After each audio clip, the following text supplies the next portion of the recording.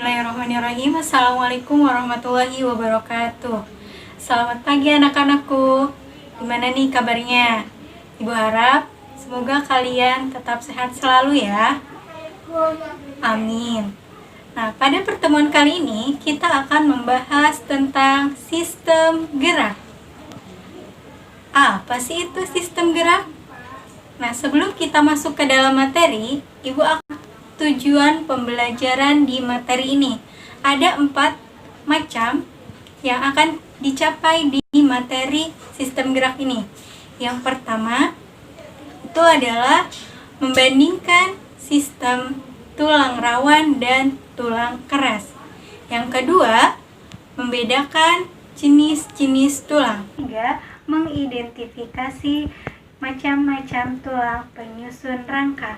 Yang keempat, menjelaskan macam-macam rangka penyusun sistem gerak. Nah, sistem gerak pada manusia itu terbagi menjadi 2 macam, yaitu sistem gerak aktif dan sistem gerak pasif. Kalian tahu kan perbedaan aktif dan pasif itu apa? Ya, kalau aktif itu adalah yang menggerakkan. Sedangkan kalau yang pasif itu adalah yang digerakkan. Contohnya apa kalau yang pasif? Contohnya adalah tulang. Sedangkan kalau yang aktif itu adalah otot. Jadi alat gerak aktif itu adalah otot. Sedangkan untuk alat gerak pasif contohnya adalah tulang. Nah, kita akan membahas terlebih dahulu tentang alat gerak pasif, yaitu mengenai tulang. Nah, di dalam tulang itu akan ada apa saja bagian-bagiannya, jenis-jenis tulang apa saja, kita akan mempelajari itu. Nah, kalian tahu fungsi tulang itu sendiri untuk apa? Nah, fungsi tulang itu terdapat 4 macam. Yang pertama, yaitu adalah sebagai bentuk tubuh. Ya, jika tidak ada tulang, maka bentuk tubuh kita akan menyerupai seperti sel.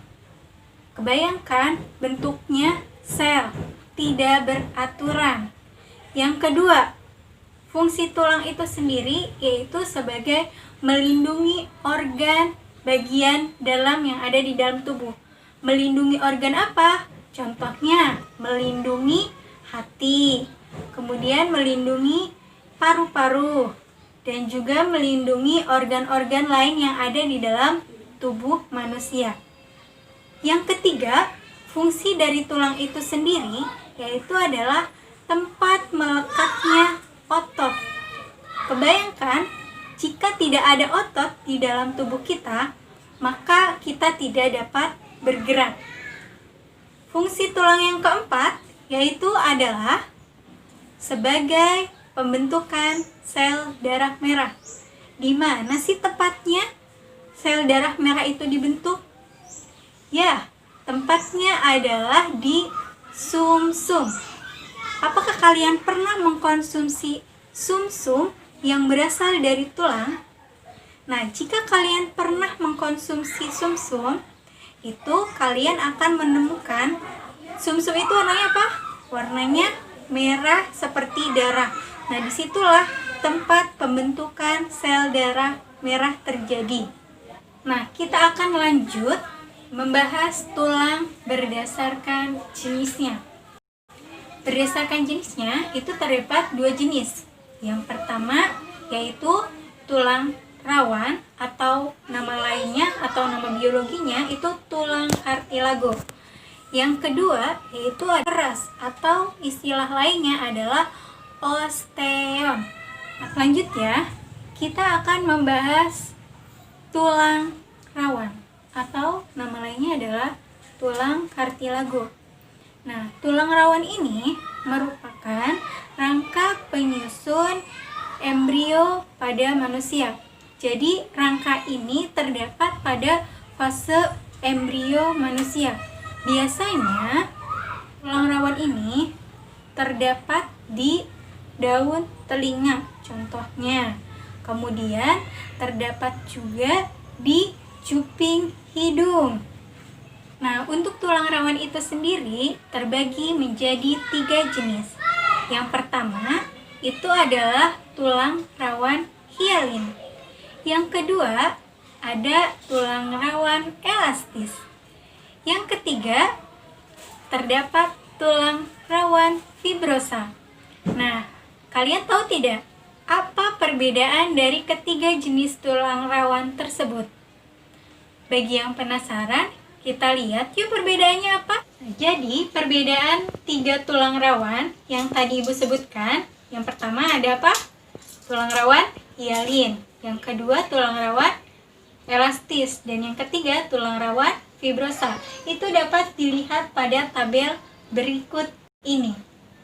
Nah, di sini kalian dapat melihat perbedaannya berdasarkan sifat dan matriksnya. Nah, kita akan membahas terlebih dahulu tulang rawan hialin. Nah, tulang rawan hialin ini dia memiliki sifatnya halus transparan, sedangkan matriksnya itu dia homogen. Lanjut ke tulang rawan elastis. Tulang rawan elastis itu memiliki sifat lentur dan memiliki matriks mengandung serat elastis, yaitu tulang rawan fibrosa memiliki sifat tidak lentur dengan matriks mengandung serat kolagen yang tidak beraturan. Ini adalah gambar dari tulang rawan hialin, elastis, dan tulang rawan fibrosa. Dapat kalian lihat adalah gambarnya.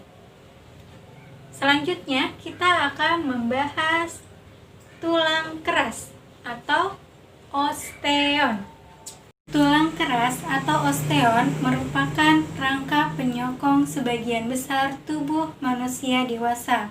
Jadi, tulang keras ini terdapat pada fase dewasa. Nah, berdasarkan jenis matriksnya, itu ada 2 macam. Yang pertama yaitu tulang kompak dan tulang spons. Ini adalah gambar dari tulang kompak dan tulang spons. Jadi perbedaannya apa?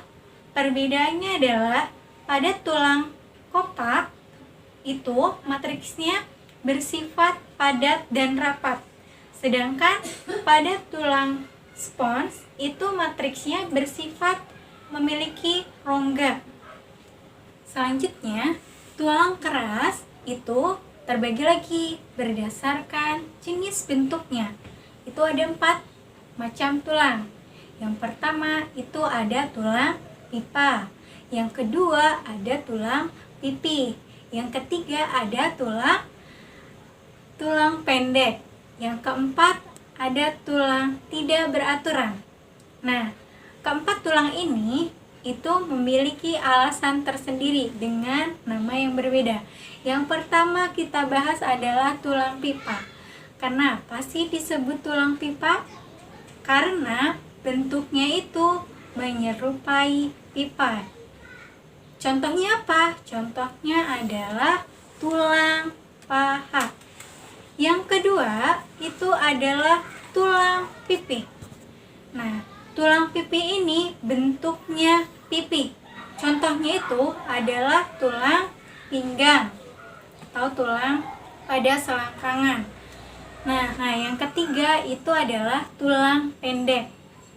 Tulang pendek memiliki bentuk silindris, bulat, dan pendek. Contohnya adalah tulang pergelangan tangan. Sedangkan untuk tulang tak beraturan itu memiliki bentuk tak beraturan, sama seperti namanya. Contohnya adalah tulang rahang atas. Nah, berikut ini adalah gambar dari macam-macam tulang keras berdasarkan bentuknya. Di sini kalian dapat lihat, ini adalah contoh dari tulang pipi, tulang pipa, tulang pendek, dan tulang tidak beraturan. Nah, kita akan lanjut membahas mengenai susunan rangka. Nah, sistem rangka pada manusia itu terbagi menjadi 2 macam. Ada aksial dan apendikular. Nah, yang pertama kita akan bahas adalah aksial. Kalau aksial itu terbagi menjadi 3 macam, yaitu ada tulang tengkorak, kemudian tulang belakang, dan tulang dada. Sedangkan sistem rangka apendikular itu terbagi menjadi 2. Ada apendikular atas dan apendikular bawah. Nah, nanti kita akan bahas satu persatu. Kita akan membahas terlebih dahulu sistem rangka tulang aksial. Nah, yang pertama itu ada apa? Ada tulang tengkorak. Tadi kan aksial itu contohnya tulang tengkorak, tulang dada, dan tulang belakang. Nah, ini adalah gambar dari tulang tengkorak, di mana di tulang tengkorak ini dapat kalian lihat pada gambar itu terdapat berbagai macam jenis tulang. Yang pertama ada tulang dahi, ada tulang baji, tulang air mata, tulang hidung, tulang pipi, tulang rahang atas, tulang rahang bawah, tulang ubun-ubun, tulang pelipis, dan tulang tengkorak. Selanjutnya itu adalah tulang belakang. Nah, berikut ini adalah gambaran dari tulang belakang itu sendiri. Kalian dapat dilihat pada gambar ini bentuknya tulang belakang.